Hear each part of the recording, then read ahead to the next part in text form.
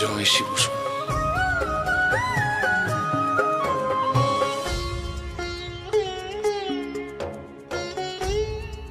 এবার আসি গো মা।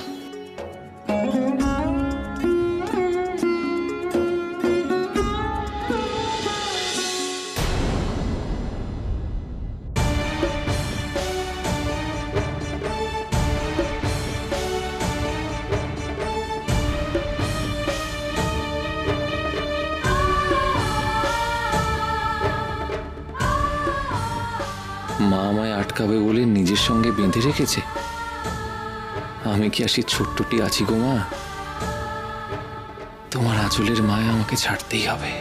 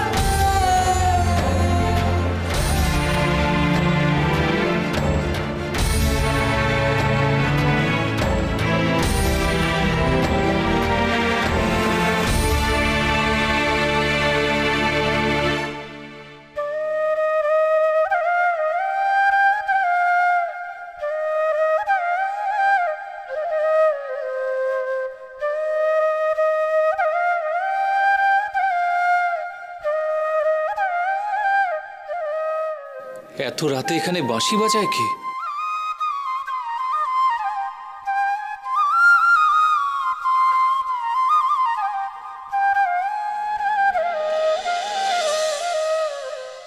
এ সুর যে বড় চেনা, এ তো মোহনবাসীর সুর। এমন মোহনবাসী কে বাজায়? কে বাজায়? কে বাজায় এখানে?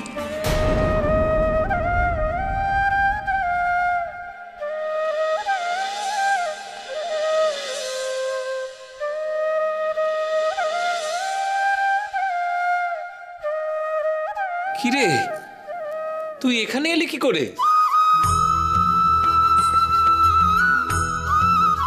আমার যেখানে যেতে মন চায় সেখানেই চলে যাই, কিন্তু তুই এসেই আবার চলে যাচ্ছিস যে বড়।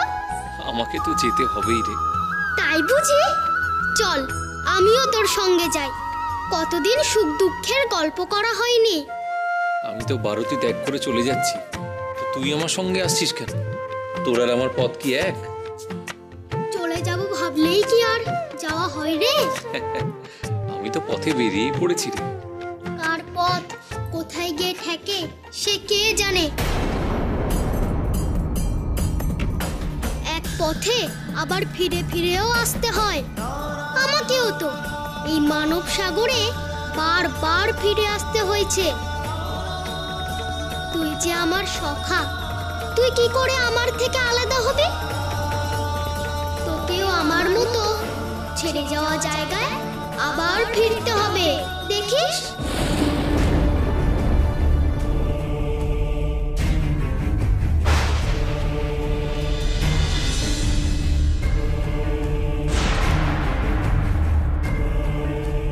এসব কি বলছিস তুই?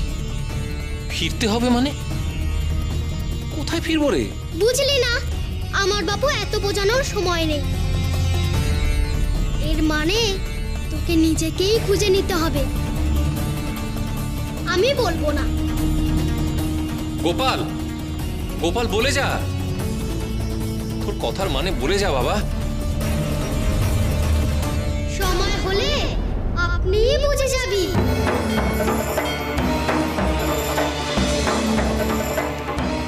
গোপাল, গোপাল, গোপাল আমাকে বলে যা আমি কোথায় যাবো রে?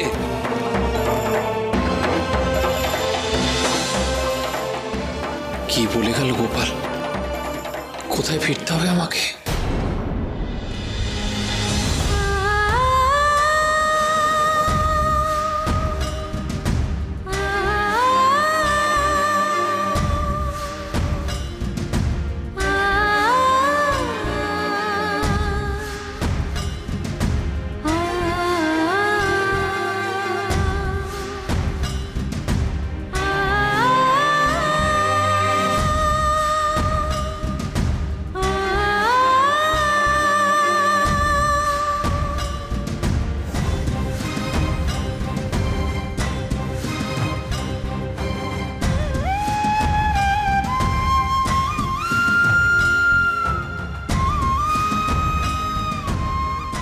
তো মায়ের বাড়ি।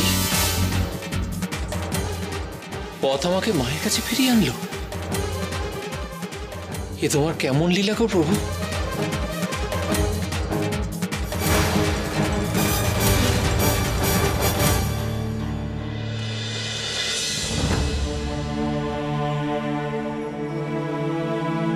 ওমা, ভোর হয়ে গেল। কখন ঘুমিয়ে পড়লাম? লোকনাথ, লোকনাথ,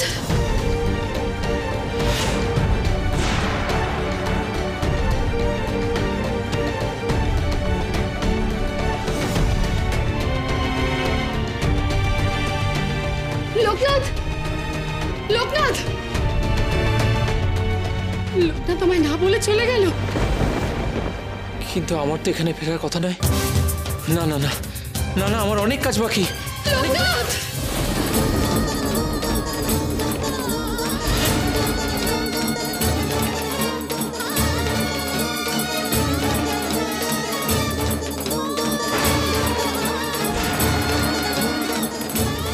না না, আটকে পড়লে চলবে না, আটকে পড়লে চলবে না, অনেক কাজ বাকি। লোকনাথ, কোথায় গেলে বাবা? আমায় ছেড়ে যেও না, আমাকে ছেড়ে যেও না লোকনাথ।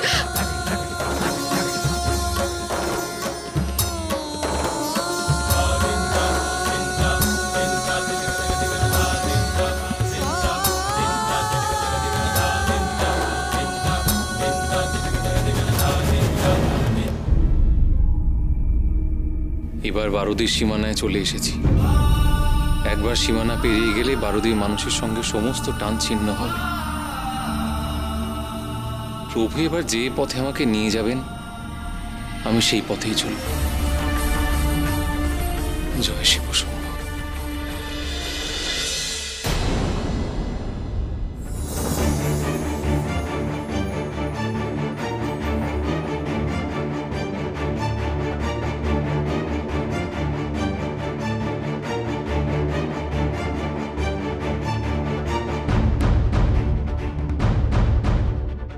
এইভাবে পথ জুড়ে সাপের ঝুড়ি কে রাখলো?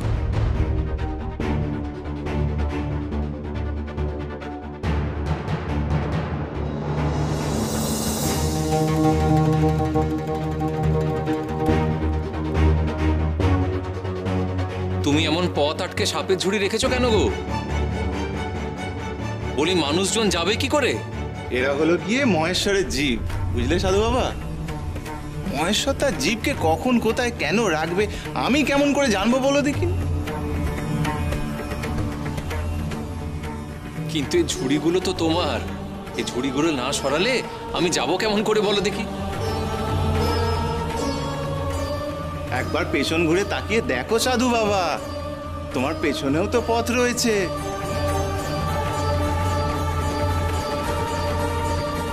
সামনের পথে কি পথ, পেছনের পথ পথ নয়? কে বলেছে গো? হ্যাঁ,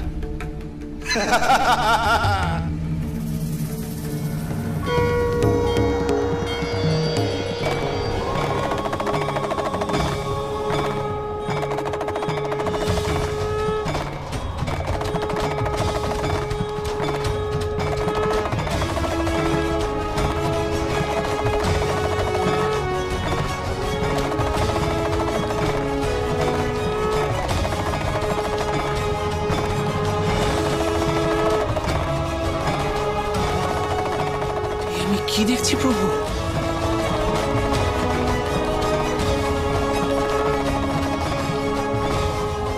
কে তুমি? এই অলৌকিক কাণ্ড করলে কি করে?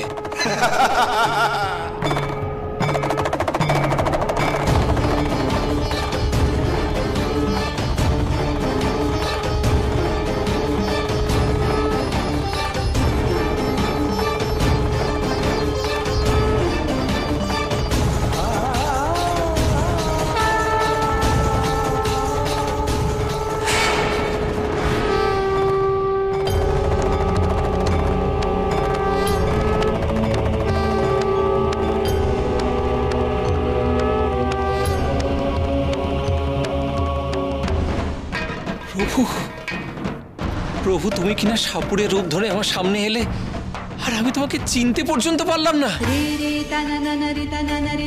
প্রভু,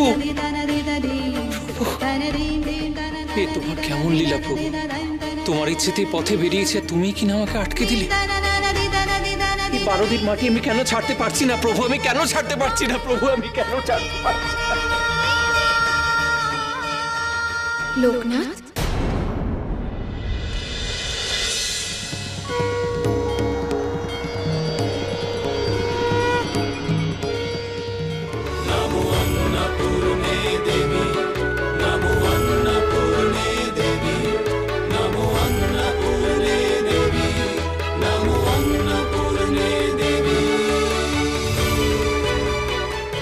মা তুমি?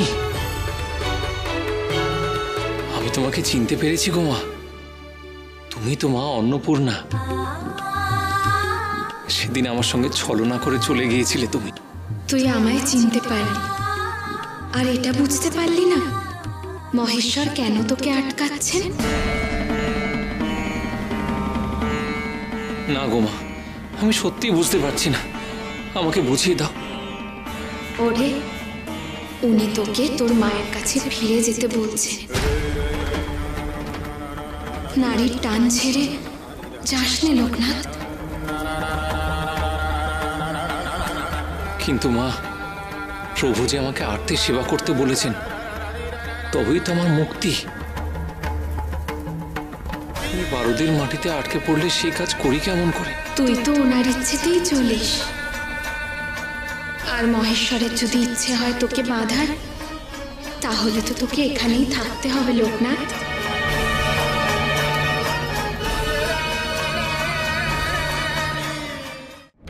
বাঁধা পড়ে গেলে আমি আর্ত মানুষের সেবা করব কি করে গো মা? আমার মুক্তি হবে কি করে? কি করে হবে আমার মুক্তি? তুই পৌঁছতে না পারলেও মানুষ তোর কাছে পৌঁছবে লোকনাথ।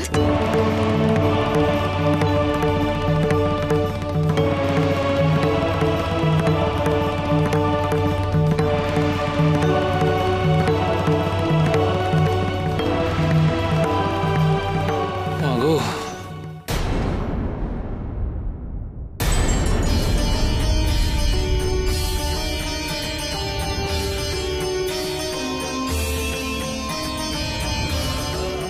তুমি বুঝি আমাকে ছেড়ে চলে যাচ্ছিলে বাবা?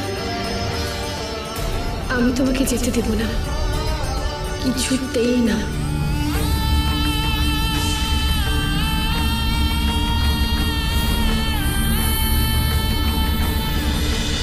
তুই যে আমার সখা, তুই কি করে আমার থেকে আলাদা হবি?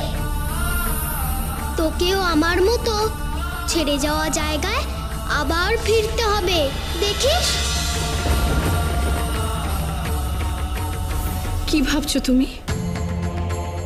চলো বাবা, ফিরে চলো, মাকে আর কষ্ট দিও না।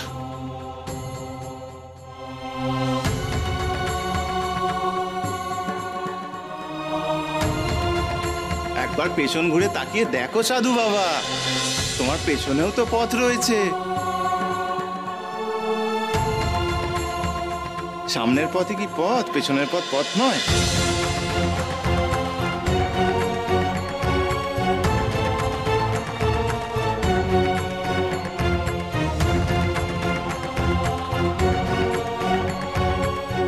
আর মহেশ্বরের যদি ইচ্ছে হয় তোকে বাঁধার, তাহলে তো তোকে এখানেই থাকতে হবে লোকনাথ। তবে কি এই 12 দিতে আটকে পড়াই আমার অদৃষ্ট?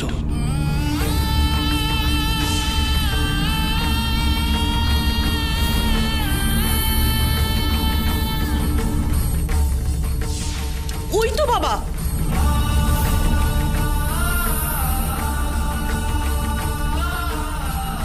বাবা, বাবা, আপনি আমাদের ছেড়ে যাবেন না। আমাদের কৃপা করুন, আপনি একটু কৃপা করুন। আমি আমি আপনাকে এই 12 গ্রামে জমি দিচ্ছি, আপনি এখানে আশ্রম তৈরি করুন।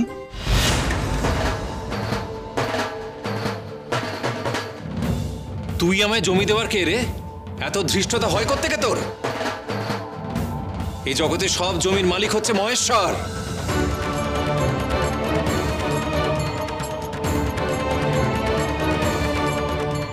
আমায় ক্ষমা করবেন বাবা, আমি কথাটা সেভাবে বলতে চাইনি। আসলে বারুতি গ্রামের সবটাই তো আমার জমিদারির অংশ। আপনি চাইলে যেখানে যেখানে ইচ্ছে সেখানে আপনি এই আশ্রম তৈরি করতে পারেন। শুধু দয়া করে আমাদের ছেড়ে যাবেন না বাবা, আমাদের ছেড়ে যাবেন না।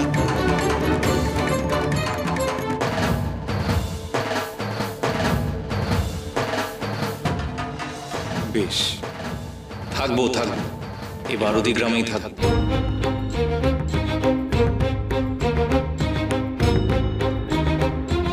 কিন্তু তোকে কর দেব না।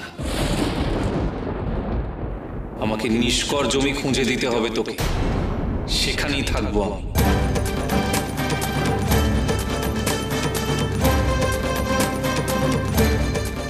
নিষ্কর জমি? হ্যাঁ রে, সেখানেই তো আমি আশ্রম গড়ব, নচেত নয়।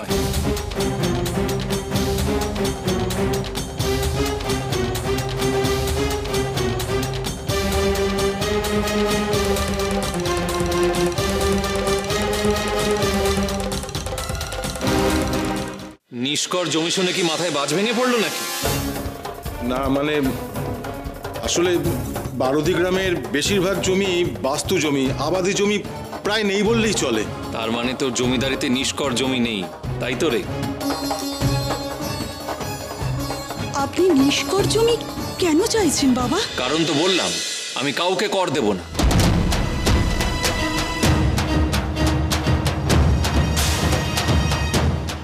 বাবা আপনাকে কর দিতে হবে না। তুই দয়া করছিস নাকি রে আমাকে? ওরে শোন শোন, ওই মহেশ্বর ছাড়া কারোর দয়া ভরসা আমি থাকি না।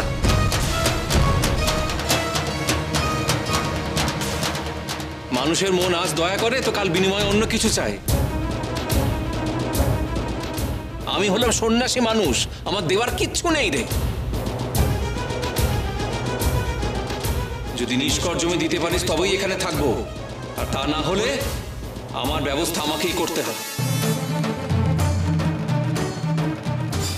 বাবা, আপনার জমি লাগলে আমাদের শিব ঠাকুরের পাড়ায় আপনি জমি নিন। আমাদের ছেড়ে আপনি যাবেন না বাবা। আমি তোমাকে কোথাও যেতে দেবো না লোকনাথ। যদি আশ্রম করতেই হয় তাহলে আমাদের পাড়ায় করো। মাগো, তোমাদের তো বাস্তু জমি গো মা, সে তো নিষ্কর নয়। বাবা আমাকে আমাকে একটু একটু সময় দিন। যে করেই হোক আপনার জন্য আমি নিষ্কর জমির ব্যবস্থা করবই।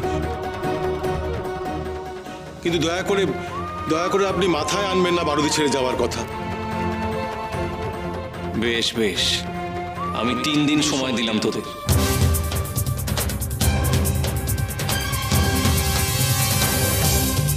আমি শুধু ওই সময়টুকুর জন্যই কিন্তু অপেক্ষা করব।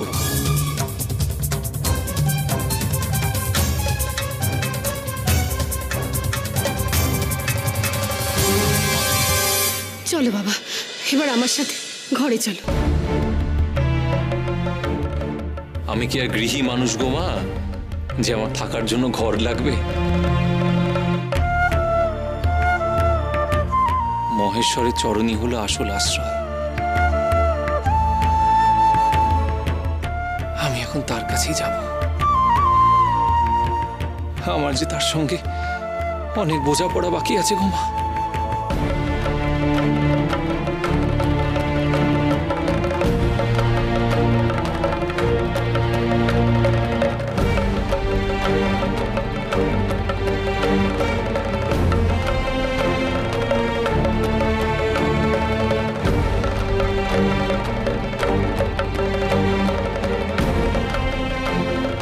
কি হলো?